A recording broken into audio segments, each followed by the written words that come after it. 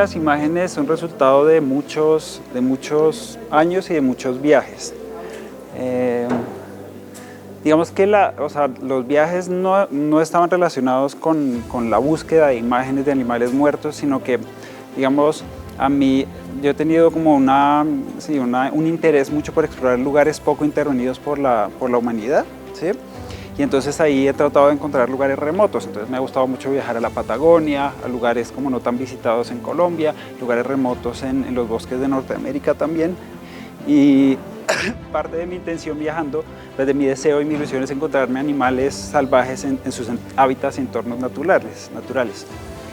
Y entonces, pues, parte de lo que hago es ir a lugares remotos, que para llegar allá es imprescindible como buscar como medios de transporte convencional y luego llegar a un lugar límite y desde ahí queda el transporte y ahí empiezo a caminar, acampar, explorar. Y es en esos lugares donde pues, digamos, tengo estas experiencias como de encuentro cercano con la naturaleza. Pero una cosa que me fui encontrando a lo largo de los viajes fue que donde más veía animales no era tanto en los bosques, sino en las carreteras. Eran en los bordes de las carreteras animales atropellados. Y eran animales preciosos. O sea, en las imágenes que hay aquí tenemos venados, cervatillos, aves, gatos domésticos, ardillas, zorrillos, pero digamos que hay un montón de animales más que registrado y de hecho una cosa que me motivó a hacer el registro es la cantidad de animales atropellados, o sea, son muchísimos. Y eso, claro, para mí es algo como muy doloroso y a la vez me he dado cuenta que era como un evento que estaba presente, pero del que no se estaba hablando, ¿sí? Entonces eso como que me generó esta inquietud y este deseo de registrar a los animalitos y en parte el registro es como para pues, ayudar a traer la discusión, ayudar a ver este fenómeno, visualizarlo y también como mi intento con la manera en que hago el registro de las imágenes es también intentar hacer un homenaje a cada uno de ellos, ¿sí? Como que no es como mostrar una cosa como un dato, sino ver que cada uno de estos seres pues es un ser que tiene una historia y digamos es un centro de conciencia a su manera y su vida terminó en las autopistas. El ejercicio ha generado una cantidad de reflexiones relacionadas con mi labor docente. Yo trabajo trabajo en el área de humanidades, mi formación es desde la filosofía, pero luego vengo trabajando mucho con la literatura, luego con el arte, la estética, y ahora últimamente mucho con la ecología. Sí, estoy muy interesado en pensar cómo lidiar con lo que algunos autores llaman el analfabetismo ecológico en el que vivimos sobre todo los ciudadanos urbanos. Y entonces digamos que ahí se han mezclado una cantidad de reflexiones, pero parte de lo que ha ocurrido es que en el ejercicio de registrar las imágenes, entonces empieza un proceso de hacer conciencia de qué es lo que me está mostrando a mí como fotógrafo y como ser humano esa imagen en particular. Y cuando uno mira como las imágenes con detenimiento, usualmente los elementos que están presentes pues son carreteras, que hablan mucho de un aspecto de nuestra cultura y de la civilización occidental que tiene que ver con esta búsqueda de la velocidad, la aceleración, con la manera de conquistar y mapear el territorio que tiene un efecto sobre el resto de formas de vida, porque siempre donde hay una carretera hay un territorio que está siendo fragmentado y esa fragmentación hace que la vida que vive en los márgenes de la carretera se vea interrumpida, ¿sí? Y los animales para poder sobrevivir, que antes vivían en sabanas o valles o en bosques de grandes extensiones, de repente se encuentran con un territorio en el que rige una forma de la velocidad y de la aceleración muy distinta a la velocidad en la que funciona la vida en general. Y entonces eso como que ha suscitado una cantidad de reflexiones acerca del periodo de la historia humana que se conoce como la modernidad, en la cultura occidental, y cómo la idea del progreso, que ha querido como universalizarse a través de la globalización y llevarse a todos los pueblos y a todos los territorios, tiene un lado muy sombrío y muy complejo que es importante pensar y poder ver. Entonces, en parte, como mostrar esas imágenes es un ejercicio de como abrir un espacio a conversaciones relacionadas con esto, como con lo sombrío de aquello que nosotros celebramos de nuestra cultura, sobre todo pensando en digamos, el costo que tiene para el resto de formas de vida y para el conjunto de la vida en el planeta Tierra, seguir sosteniendo el tipo de vida que en las sociedades occidentales estamos sosteniendo ahora. Hablo de cómo, digamos, la velocidad de la autopista choca con el tiempo de la vida, ¿sí? Pero es interesante que, digamos, la autopista que va a una velocidad muy rápida también tiene unas restricciones donde tú no puedes frenar ni ir despacio, ¿no? Y hacer este registro implicaba ir en autopistas de alta velocidad y hacer el ejercicio de orillarse y ponerse en un lugar donde es ilegal de alguna manera parar y tomarse el tiempo de hacer el registro. Eso, digamos, en términos prácticos fue un reto, y lo otro, pues ya más en, digamos, en términos de mi experiencia, el tener que como que enfrentar el dolor y, sí, de ver estos animales muertos, porque la mayoría estaban claramente atropellados recientemente. Como que las imágenes se ve que como que no son animales que están ya en estado de putrefacción, sino que están recién atropellados, y es muy doloroso. Hay una imagen en particular que es de un cervatillo muy jovencito que debe tener días, y esa imagen, digamos, fue muy dolorosa porque yo pasé por ese lugar y volví a pasar como 20 minutos después, y en ese lapso de tiempo fue que alguien lo atropelló y la sangre estaba, ahí se ve, está muy fresca, y yo pensaba, claro, qué pena perder una vida como por la aceleración de alguien innecesaria en un lugar donde la velocidad era restringida, pero también pensaba en la madre, ¿no? que tuvo a este pequeño, digamos, lo tuvo en su vientre mucho tiempo, lo parió, estaba empezando a cuidarlo y se encuentra con esta situación, y bueno, digamos, eso es bien doloroso poderlo procesar, y a la vez siento que es muy importante porque es lo que genera las reflexiones como más profundas, reflexiones que no son solo lenguaje, sino que informan como más desde lo emocional y lo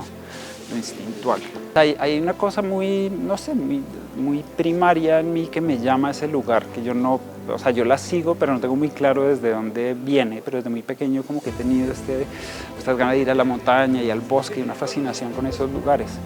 Y ya en el ejercicio de siendo adulto y teniendo cómo hacerlo, cómo llegar al lugar y ya entrar en solitario, porque usualmente viajo solo, hay una cosa muy bonita, muy poderosa y también muy intimidante, y es que cuando estás en el bosque, estás en un lugar precioso, como que hay una experiencia de poder contemplar como los elementos y la naturaleza como en todo su esplendor, que es una experiencia que no se puede describir, o sea, y que yo me gustaría como lograr que más personas, aunque no muchas, porque entonces, digamos, vamos y medimos los bosques, pero que más personas como que tuvieran esa experiencia, porque desde ese lugar hay un aprendizaje que no es el aprendizaje que ocurre en el lenguaje a través de los libros, sino un aprendizaje que es vital, directo. Hace poquito Felipe Rodríguez, que es otro profe de la escuela, decía que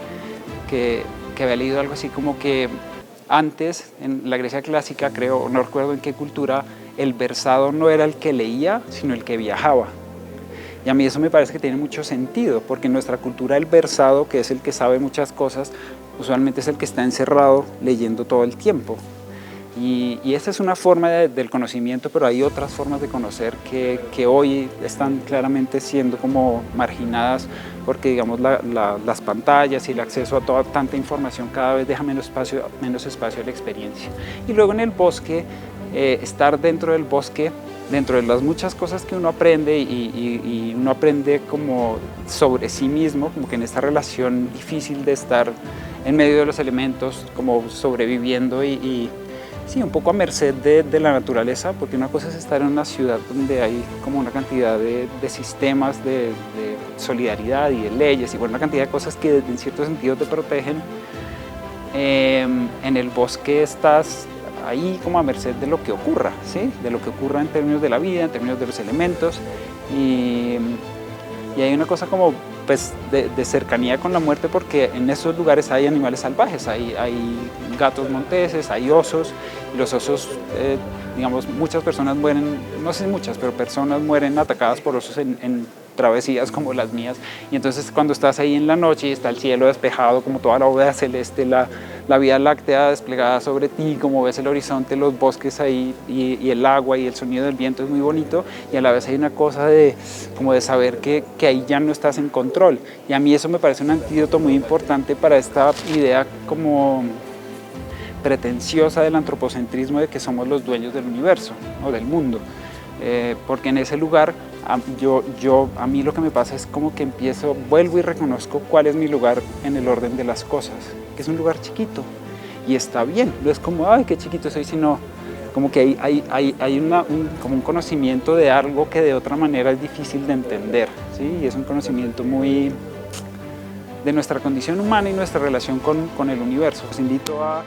venir a la exposición. Está aquí en la biblioteca de la Universidad Jorge Tadeo Lozano, que además es un espacio espectacular, así fuera solo para conocer el espacio, que es una universidad que hace parte de la Bibliored. Entonces, una biblioteca que puede entrar cualquiera y tiene horarios, sé que por ahí escuché que cierran a las 10 de la noche. Es un lugar muy bonito y muy especial, y la gente es muy hospitalaria, y bueno, entonces muy invitados a venir. Invitados a venir a la exhibición, y vamos a tener varios eventos en distintos momentos. El próximo evento es el 13 de septiembre, que vamos a trabajar con una autora de cuentos infantiles, de literatura, de novela, y que trabaja también con el bordado, y vamos a hacer como una reflexión sobre, si la obra habla sobre la fragmentación, vamos a hacer como un taller y reflexión sobre el tejer,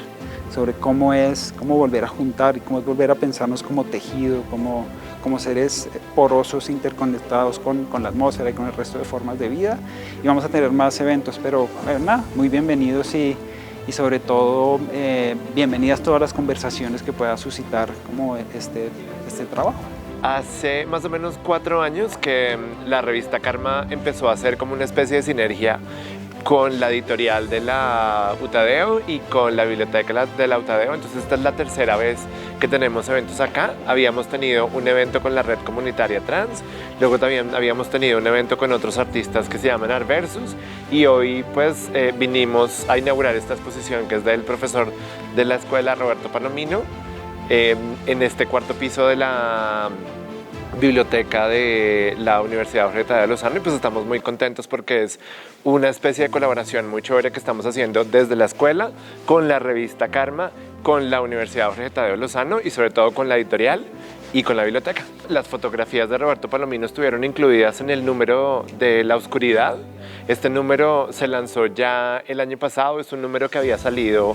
con la pandemia, pues salió justo cuando empezó la pandemia, entonces quedó guardado. El año pasado pudimos hacer el lanzamiento de la revista en la Feria del Libro, y hoy pues estas fotografías que Roberto había tomado y el texto toman vida aquí en este espacio, y pues además es muy chévere porque estamos en la parte de biología de la biblioteca, entonces estas fotografías de Roberto que tienen que ver con animales pues quedaron muy bien ubicadas, y es un espacio que está muy chévere, y las fotografías, toda la exposición es muy pertinente para este lugar.